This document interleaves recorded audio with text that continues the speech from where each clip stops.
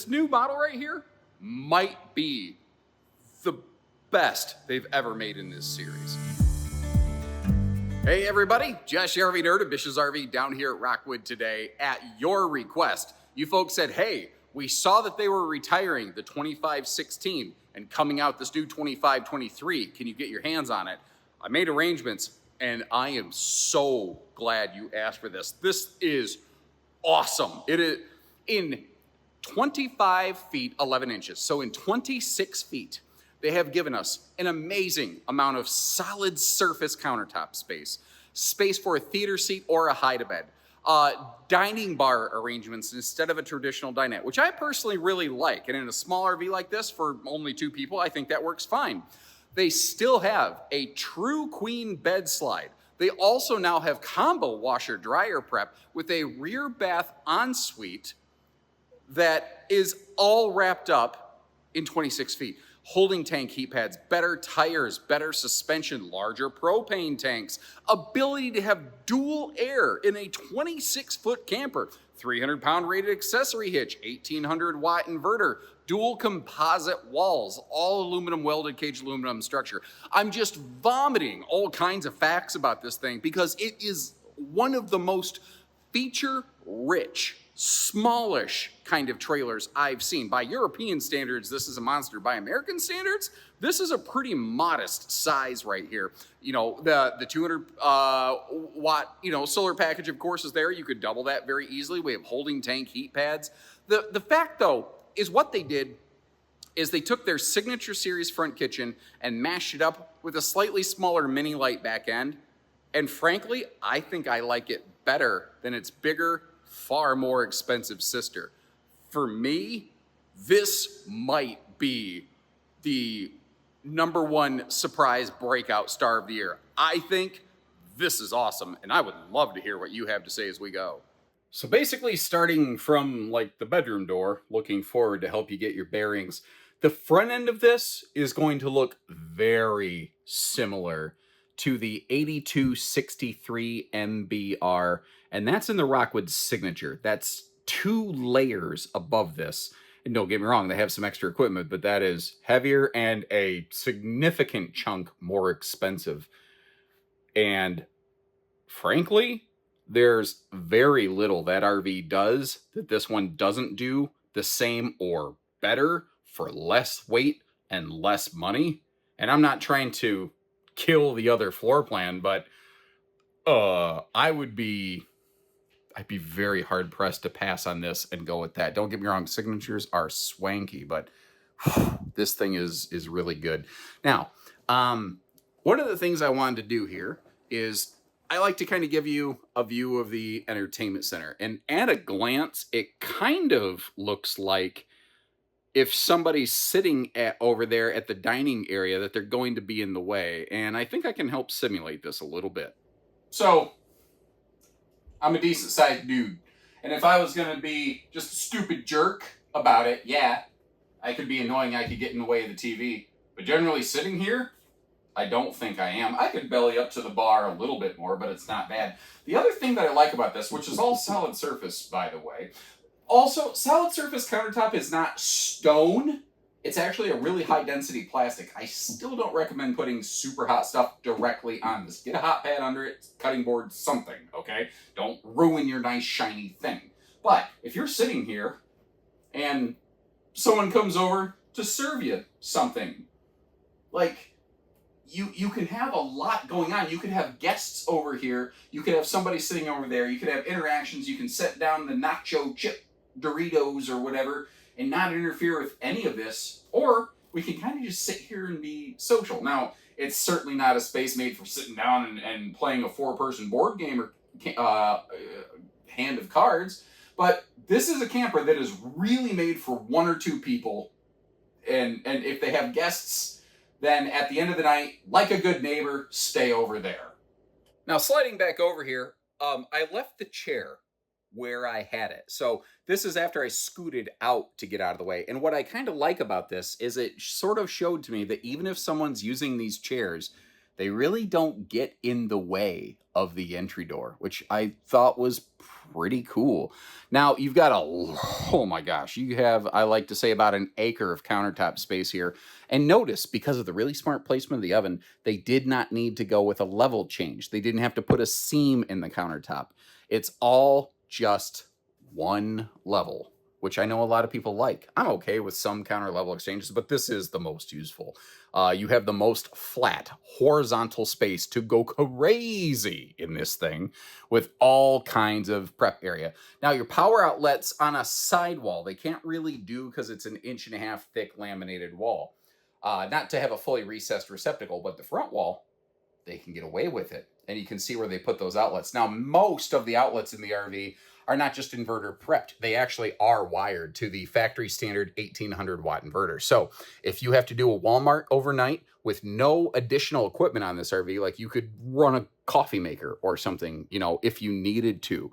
It's just some extra handy benefits that they have in this. Now, when I looked at this, I am in an early generation, so it's possible maybe some things are changing out. The sofa feels like maybe it doesn't fully fit right here. Like it should be just a smidge wider or something. I don't know. Sometimes furniture only comes in specific sizes. I believe they also have like a hide-a-bed or even a dinette option on this, which probably is the dinette being a little bit bigger is the reason that that space is a little bit larger. But what's nice here is it's got enough space because it's a big, deep rack and pinion floor flush super slide. Well, not really super slide, but it's a rack and pinion full depth slide that even when the theater seat is open, even if your feet are sticking out, somebody can still walk around you. Now, you might notice they pulled, I guess, the refrigerator forward in that slide out. And you're thinking, well, they wasted space behind it. Wait till we get outside. They didn't waste anything. You might also be looking at this potentially and saying, that 12-volt fridge, the door opens the wrong way. That door actually can open from either side. So if you're sitting on the sofa, want a drink real quick, you can grab it. Or if you're in the kitchen and trying to do kitchen stuff, you can reach over there and grab stuff. Historically, these doors were kind of known for potentially falling off the hinges if you didn't get one side fully closed and tried to open the other side. This isn't supposed to be one of those. So I'm going to test it. I'd say it works. Testing doesn't get more scientific than that. I mean, that's serious, guys. I put like several minutes of science into that. Some serious testing, obviously. So cabinetry, pocket screwed, lumber core, hardwood cabinet door frames, magnet holdbacks, hidden hinges. Same stuff they've been doing, but it's nice. Also, because they are a little more of a blunt, stubby nose design, they're able to give us better, more functional forward overhead cabinet space, where a lot of brands just kind of can't. The ones with the swept back foreheads, like my hairline, they can't do that kind of stuff. I always like to ask questions like, hey, what kind of drawer space do I have? This triple drawers. Bottom one's a little bit bigger. It's not a big camper, though. It's only made for a couple people. I think it's enough, but overall, you do have a lot of cabinet space here. You might have eyeballed. That's actually an inside-outside pass-through. I'm going to give you an idea on that when we step outside. I got a little concept cooking and percolating right there. One little I wish they would have done is maybe not put a shelf under that sink. Well, no, hold on. I'm going to retract that statement. The reason I was going to say that is because I think that could be some nice wastebasket space. But if you notice the curvature of the nose cap actually coming down, there's not a lot of space on the bottom for a wastebasket. What I did notice, though, is like right in front of your kitchen, they're getting very good about including like little toe kick spaces. That is a larger oven and a smaller camper too. Although Rockwood has been good about that stuff for several years now. Let me back up just a little bit.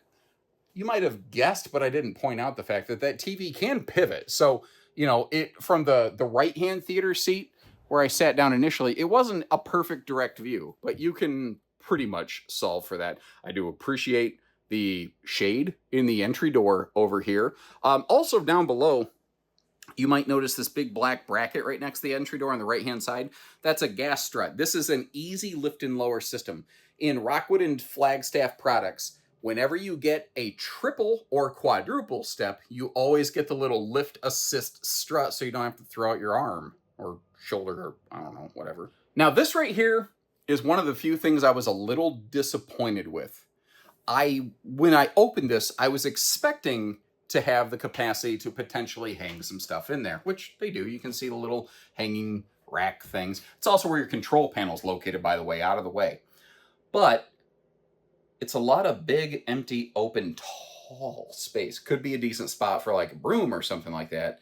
But I was expecting removable shelves in there, even 2 near the bottom half or something, to act, I don't know, like a pantry or something. I guess it's okay, because I already have a dedicated pantry in the kitchen, but I don't know. It was what I was expecting, so maybe I shot myself in the foot by getting my own stupid hopes up or something. I don't know. I believe that second TV right there is an optional piece of equipment, by the way. And I'm going to swing back and get all of the storage open for you. But real quick, what I want to do first is swing around over here. Pardon the bedspread being all kinds of bad. They had it tucked in very nicely. I've crawled all over the bed 2 or 3 times, capturing all this previous footage for you, like my short form footage that I also record if you just want a quick look at stuff. I try to give you long and short views of things. And as a result, I made a mess of it and haven't tucked it back in. So that's on me, not on them. Oh, by the way, before I forget, sorry. These overhead lights, if I get you right up close and personal on them, they actually do have some USB plugs on them. They're low power type A, if I'm not mistaken, but I would just probably set my phone up top on there, although they do give you these little shelves inside on the bed space, but I feel like that's like right in the pillow area. I personally might be almost inclined to remove those if I happen to purchase this RV. I'd have to see how invasive that would be. I do always appreciate a good anti-gravity door, which you saw in the kitchen, by the way. Also, that... I've crawled on this a few times. It just never even occurred to me. That is so not the typical factory backbreaker death wafer mattress. I'm not telling you this is a sleep number, but at least they tried something. I'm kind of happy to see that, actually. This is a cool thing they do. Anything they build in-house that is structural or load-bearing, it's always a welded aluminum cage. Now, under the headboard, that's actually really mostly intended to be outside storage, although you could get into it from here if you lift the bed. But you don't really need to lift the bed a lot when you're inside, because basically the majority of the interior underbed storage comes to you. Now, to help you get your bearings, I jumped over to the other side of the bed. We're looking down below the TV, but the area I was standing coming in from the kitchen living area, I couldn't get you a good look over here. So, some drawers for your small stuff, but then just shelves for your bigger, heavier stuff over here. The thing you really haven't seen so far is hanging clothing storage, and that's what we get behind door number 1 and door number 2. And there's a reason I laid on the bed and pointed you almost straight up like this, so you could see the hanging rack that you have on top there. It does tend to keep your clothes a little more organized. Oh my God, I got a muscle cramp standing up there. I need to hydrate. Okay, that's better. All right, also, you can see over on the right-hand side, washer-dryer hookups. This is prepped and ready for a combo washer-dryer if you are so inclined. Now, cool as that is, one of the things that I try real hard to do as a service to the community is give you the yeah, but side of the story. So yeah, it's washer-dryer prepped, which is crazy uncommon in a trailer this size. I have seen a couple smaller with washer-dryer prep, but this is approaching the smaller size. But, and it's a big but, Sir Mix-a-Lot would approve, never mind. If you install a washer-dryer, you have no hanging storage left, no hanging clothing space left in this RV, except for like a couple jackets by the entry door that I kind of wished had shelving anyway. So it's all just information. You do with that what you will. Now, if you've had really eagle eyes, you may have noticed something. Like you see the central air conditioner right there. But did you remember? We also had one up here. This is one of the first times I've ever seen Rockwood and Flagstaff offer dual air in something this size. It just previously was not a thing. And more people keep asking. And this is, once again, it's one of those things where I look at it and I'm like, for the money. I don't know why you would go with the signature version over this unless you just want a little extra interior space, a little more room in the bathroom, because this one does have a slightly condensed bathroom. But I mean, look at this, the porcelain foot flush stool, plenty of room to get around it there. I certainly didn't have any problems in that thing. I also won't have problems in the shower. The bathroom space over here, a little more limited, but it's a single sink instead of a double, and that's really what they did. They took their big signature 8263 and they cut about half to 60% of the bathroom out and said, there you go. It's a mini Lite. Enjoy. And I am so glad they did that. This thing, I think, is awesome. That window does not appear to open for airflow. Thankfully, you have that huge airflow fan above your head there. Now, hello, Mr. Fly Guy. We saw my toilet selfie champion routine. Take a look at the storage that you have over here. Really solid linen space in the bathroom. And it's really funny. If you go back through the history of the industry, Rockwood and Flagstaff have always had some of the best storage in their bathrooms. It's just a thing that they do well. Now, I was very pleasantly surprised by this. I'm wearing some thick, crazy-soled shoes. This RV has a 6.5-foot wall, which normally means my head's in the skylight. You can see that my head was not in the skylight here. It was close, but it wasn't. Because of the slightly barreled ceiling they have, it's just enough to get the job done here. Now, one other last little note, in this larger rectangular shower, you have the shower miser water saver system here. You might also notice, oh, wow, I got myself at a terrible angle for this. Hold on, I'm gonna slowly move back and point the camera downward. You can see heat vents like running under the shower, but not in the floor. So all through the RV, as far as I've seen, I haven't seen a single heat vent in the floor. Now, the thing is, very reasonably, somebody might look at this and say, what are you talking about? If I have somebody over, they have to walk through my bedroom to get to the bathroom? That's stupid. And if you're a person who likes to entertain guests, this is not a good floor plan for you.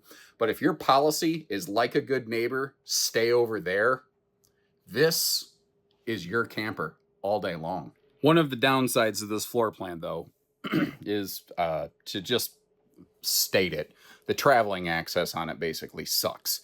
You can walk in to where I'm at and you can see the fridge, but you really can't get to it. Now, this is a rack and pinion slide, and one of the benefits of it is if you want to open it like a foot and not open it completely, provided it's not raining, because that's a good way to get water in your camper. But on a nice weather day, you could open it enough, sneak around the countertop and get to that fridge and the sink and stuff like that. And obviously you have your dining space in the countertop right next to the door, but also a rack and pinion slide in the bedroom.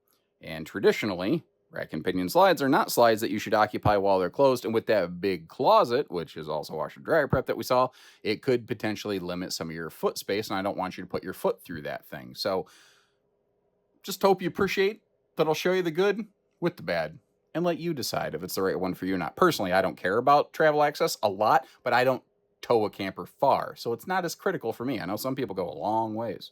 Now, at the time that I'm recording this, I don't have all of the weights and measures available to me. I'll get them later and get them on screen here for you.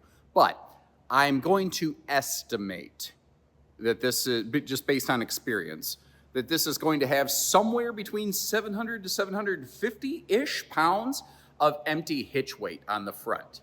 That might be a disqualifier for some half tons. There will be some half tons that can carry this one. A lot of half tons will be able to pull it, but to carry the hitch weight, some might have a little bit of trouble, especially once cargo's loaded. So please, please contact our folks so that we can get, the situation figured out for you. Also, what do you think of the new graphics package on this? I think it looks crazy cool. I saw one of these driving past me on the trip here today and about gave my neck whiplash to check the thing out. And it's not that it's like, wow, that's the shiniest thing I've ever seen. It's just, I think it looks very cool because mini Lites have looked about the same for pretty much the last 6+ years. So I'm excited to see a little bit of change coming in here. Now, God bless, what do I even touch on this one? How about this? All welded aluminum cage structure. We have dual composite layering in the sidewalls, so no Luan wood panels.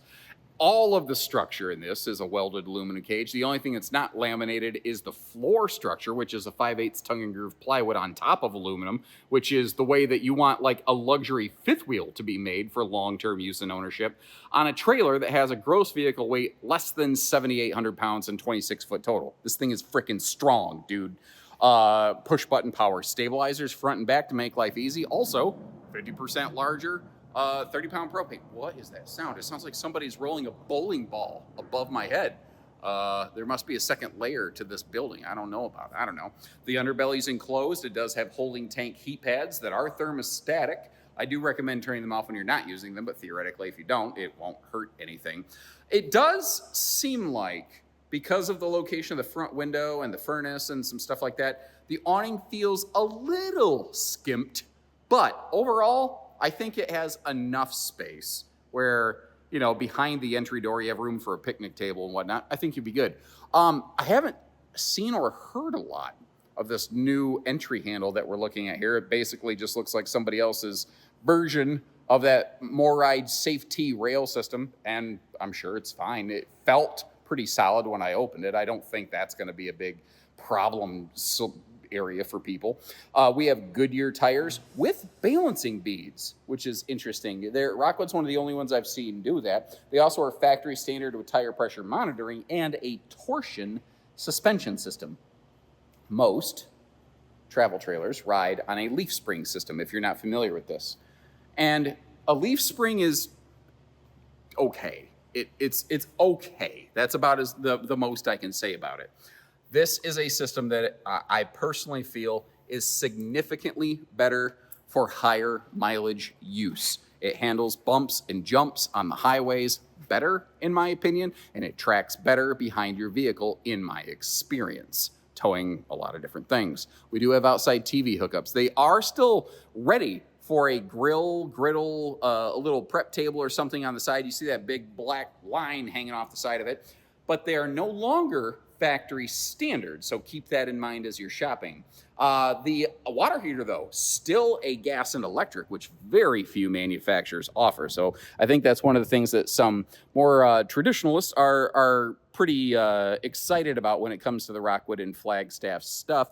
And my understanding is a lot of boondockers prefer that style of water heater just for efficiency's sake, essentially. You do have a 300-pound rated accessory hitch on the back. The ladder can get you up there to that easy walk-on roof where you see things from the ground level, like the Max Air vent cover, built right on from the factory, which is kind of nice so that you don't have to worry about adding it later, and now it's covered under your factory warranty at no additional dollars. Also, don't trip. I don't know what my leg, okay. Sorry, my legs tripped on a power cord over here. You do have your 200-watt solar panel up there. You can actually just see that peeking over the roof line. You can get a second one of those straight from the factory level. And what I'm not sure about, I will be surprised if this RV is not a two-headed sewer monster. I'm predicting that it will be, because this says, I mean, this would be a rear bathroom. That's pretty much a no-brainer. And yeah, I do see a kitchen gray tank outlet up in the front. I'll give you another look at that. Both of these slides, by the way, are rack and pinion slides. They could save some money and they could save some weight on these by not doing that, but it's just a more reliable system, so they wanted to stick with it. A lot of people like to add those slide awning toppers. Rockwood and Flagstaff have always done them cheaper than we could even install them at the stores, from my experience. I don't know how they do what they do with that, but it's pretty awesome. Here's the trick, though. Front kitchens are notoriously difficult to include outside storage, so they had to put on their thinking caps. And they added, you know, some storage there under the bed, and then up here, hold on, hopefully this isn't a live wire. I'm kidding. But behind the refrigerator, because it's a deep slide and the fridge didn't go all the way to the wall, it had some extra space, so they opened that up. I kind of wish this had some sort of pegboard hanging organizer stuff in here. It actually does go all the way up to the slide ceiling. They don't make the door go up that high because it would be hard to reach and hard to effectively close, although I do appreciate how every door on this has those compression latches. And I like to call them compression latches instead of slam latches because they work better when you're a little bit more friendly with them. And the neighbors appreciate it when you don't slam everything around all the time. Now, this I thought was kind of interesting. This is actually an indoor-outdoor access point in the kitchen right here. I thought to myself, like, what would open up? What would I want to do with this? And one idea I had is a small wastebasket, those little ones that are sized for like Walmart bags. That could give me an easy disposal outdoor trash solution. And I kind of like that idea. I think that's a cool idea. Oh, hold on. Before I forget. That front gray tank. So also keep in mind, when you read the holding tank capacities on this, the gray water is going to look out of control compared to the rest because it has two totally separate tanks that don't crosstalk to one another. So let me know, everybody. I mean, I've tried to be fair. Like, I'm excited about it. I've tried to keep myself reined in. There's things it does well. There's things that maybe it doesn't. It's not going to be for everybody. And remember, there's only a laundry list of other really awesome Rockwood Mini Lite, Flagstaff Micro Lite floor plans out there. But pound for pound, I don't know that I've ever seen one with this much in that size. This thing's a rock star. You can check the links in the video description for pricing and availability. In this case, there will be two links, one under the Rockwood number, one under the Flagstaff number. And short of that, keep the requests coming, because if this is what you guys have your eyeballs on, I can't wait to see what you want to see next, and I will do my best to make it happen. Thank you for recommending this thing today. This was a treat. So take care, stay safe, have fun, and happy camping, everyone.